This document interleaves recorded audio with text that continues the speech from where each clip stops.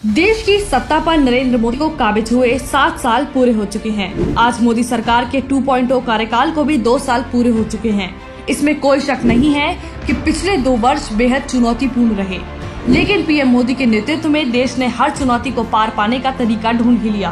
PM Modi को एक मजबूत नेता और विश्व लीडर माना जा रहा है और इसका सबूत है ग्लोबल लीडर की रेटिंग, जिसमें पीएम मोदी आज भी पहले स्थान पर काबिज है। और इसका एक बहुत बड़ा कारण है कि पीएम मोदी मुश्किल फैसले लेने में हिचकते नहीं हैं। फैसला चाहे बरसों से लंबित राम मंदिर निर्माण का हो या फिर जम्मू कश्मीर से अनुच्छेद 370 हटाने का। आइए जानते हैं कैसे पिछले 2 सालों में पीएम मोदी ने बड़े फैसले लेने पर आक्रामक रुख अपनाया। राजनीतिक इच्छा शक्ति। दूसरे कार्यकाल के 2 सालों में पीएम मोदी की ऐसी छवि बनी है कि वो कड़े फैसले लेने में हिचकते नहीं हैं। शुरुआती 1 साल में मोदी सरकार ने कई अहम फैसले लिए जिन्हें ऐतिहासिक माना गया। जम्मू कश्मीर से अनुच्छेद 370 हटाना हो या फिर नागरिकता संशोधन एक्ट को पास करना हो, बड़े फैसलों के मोर्चे पर मोदी सरकार ने आक्रामक रुख अपनाया।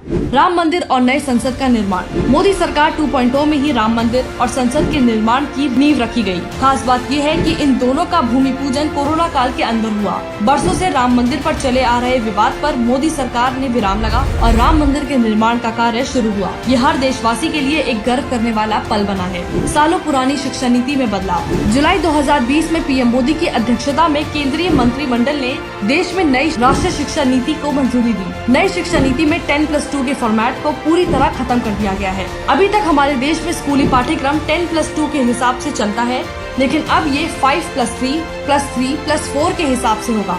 इसके तहत उच्च शिक्षा के लिए भी बड़े सुधार शामिल किए गए हैं। 1 नेशन 1 राशन कार्ड योजना लागू। एक राष्ट्र एक राशन कार्ड योजना के तहत राष्ट्रीय खाद्य सुरक्षा अधिनियम के पात्र लाभार्थी पूरे देश में कहीं भी उचित मूल्य की दुकान से अपने राशन कार्ड का इस्तेमाल कर अनाज उठा सकेंगे, फिर भले ही उनका राशन कार्ड किसी भी राज्य या जिले में बना हो। काम आई जनधन योजना। कोरोना काल में जनधन योजना सरकार के सबसे ज्यादा काम आई। लॉकडाउन के वक्त गरीब परिवारों की मदद के लिए सरकार ने डायरेक्ट जनधन योजना में हर महीने सहायता राशि भेजी, जिससे करोड़ों परिवारों को फायदा मिला और इस मदद में किसी भी तरह की दलाली नहीं हो पाई। भारत की अंतर्राष्ट्रीय पहचान।